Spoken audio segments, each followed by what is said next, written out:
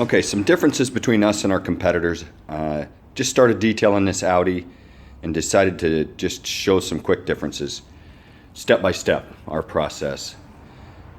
Trunk, one of the first things we do, vacuum it out, steam clean that carpeting. I haven't steam cleaned this yet, but about to. The difference is when we're done, we put a fan in it so it's dry. No one ever does that. They leave the trunks wet and say, oh, they'll dry over time. Well, here in the Pacific Northwest, they do not dry over time. They grow mold over time. So putting a dryer back here to dry everything out so you don't have wet trunk when we're done. Next, we'll just come through here step by step. First, you'll notice this car is up on a lift. So it gets it up to waist level for me. So I'm not bending over. Let me see, I'm standing straight up. I can just reach right in and do all the work that I need to do. Big tool that helps, and it helps with quality because you're not killing your back getting down and cleaning these low areas on these low cars. Next, jams. I've already cleaned these jams. We get in there and just clean meticulously. Get all that dirt out of there. Get that dirt out of the hinges and brackets and things like that so it doesn't corrode and make it wear out quicker. Next, inside. First thing we do is just called a pre-vacuum, and that's just a very thorough vacuum first. Doesn't do everything, but it gets the big stuff out of the way. One big difference is, look at this light tool that we have up here. I actually invented this light, and we sell them to other detail shops. Turn that dude on, and see how well that just lights up this interior. So now, we can see meticulously every bit of dirt in this thing and do a much better job. Most detail shops don't buy that light. It's $150, it's too much money. They don't want to invest in it. But the high-end shops will. Next, after we do the vacuum, is just called the detail work. I just started it when I stopped to do this video. And that's not just wiping it down. So I've already vacuumed this, but vacuuming didn't get a lot of things. See, like this little crumb that's stuck in here. There's some crumbs stuck in the cracks. So this is called the detail work, where you get in and just get a brush. Yeah, look it down in there. Get all that out of there with a brush and an air hose. Get in here, you know, like that bracket. Yeah, look at how dirty that is. We'll get all that stuff clean. The console's always a big one because there's always spilled coffee in here and stuff. So we'll like get in here with Q-tips and brushes and an air hose and vapor steam and get all this stuff clean, like meticulous. But here's something. We are safe with your LCD displays. What that means is we don't get a lot of cleaner in here and then blow it with an air hose and it gets that cleaner up behind that display and then it's there forever. It's permanent. Ruins your display, makes it look bad. Same thing is commonly done with your instrument cluster display. Spraying cleaner, blowing it with an air hose to clear it out, and it blows it behind and now it sticks. So, attention to detail with stuff like that.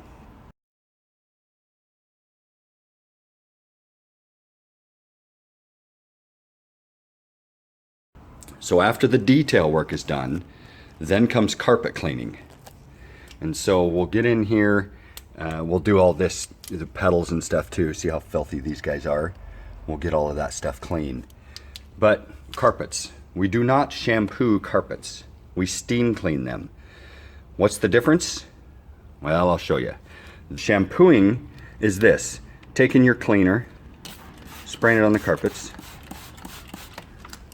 taking a rag or a brush or something like that, you know, microfiber rag, scrubbing it, get in there and do a good hard scrubbing. And voila, clean, right? Got some dirt up on the rag, it's clean. It ain't clean, and here's why. What did I do there, that process, if you think about it? I sprayed some cleaner, scrubbed it with a rag, and got some of that dirt and shampoo or soap up on the rag. Surface looks clean. It ain't clean. Here's why. That just cleaned the very tops of these fibers. The dirt that was here is still down in those fibers really well. And then what happened to that soap that I sprayed on? Again, I got some of it up on my rag, but there's still a lot of residue here. This has never been rinsed. So that means when this dries, it's going to be a little bit sticky. you'd feel a little bit sticky. And what that does is that is just a magnet for dirt. So that's why your great grandparents said never clean your carpets in your house, because once you clean them once, they get filthy really fast. That's why, because they never rinse it out. No rinsing.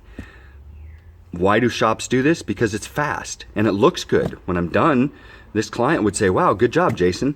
And just a month later, they'd be filthy again. So we do actual steam cleaning, and I'll show you that process. Steam cleaning is spraying your cleaner,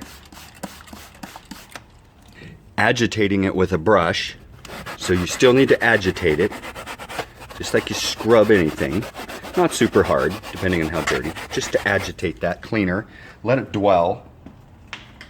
And then you use your steam extractor. Now, it's not actual steam, it's about 180 degree water with a dual stage vacuum motor. And I won't turn it on because you won't be able to hear me. But this has dual inline heaters. And like I said, two one-handed. See that spray? That's 180 degree water. So now we come up in here, turn on the vacuum, and pull that trigger, and go back and forth, and it will suck up and rinse out all that soap and dirt that's down with 180 degree water. So when you're done, the carpet is much drier, but no residue. Big difference. And then we can put fans on it and dry it completely. And it doesn't oversaturate this, doesn't do anything like that. That's how carpets should be cleaned. If your shop, you should be using an extractor like this. The next step is window and glass cleaning. So we use a two-step method. A lot of shops do that to clean the interior glass. But one little thing that we do different is we clean the window inside, get it looking good, and then obviously inspect it, but inspect it from the outside. How many times you've ever cleaned glass and you look it over and you go, man, that looks really good, it's just crystal clear. And then later you look at it from a different angle or outside in the sun from the other side, and there'll be streaks. Okay, so inspecting both sides. And then also cleaning everything else inside too, all your hard, like your displays and things like that. So glass cleaning. And then the final step will be just what's called a final inspection. In other words, one last vacuuming to get anything that we didn't get or that has now fallen out under the seats. You know, because we have this lift, we can get up in here and get completely under those seats, move them every which way, really do a thorough inspection of every little nook and cranny. And what we do is when the worker is all done, then we have another worker that did not work on the car come and do an inspection. So you have another set of eyes looking at it and seeing how it went. So just some things that we do differently that let us 100% guarantee our work so that you know you're getting good value. And why would you pay to have us clean your car instead of $99 for someone else to clean your car?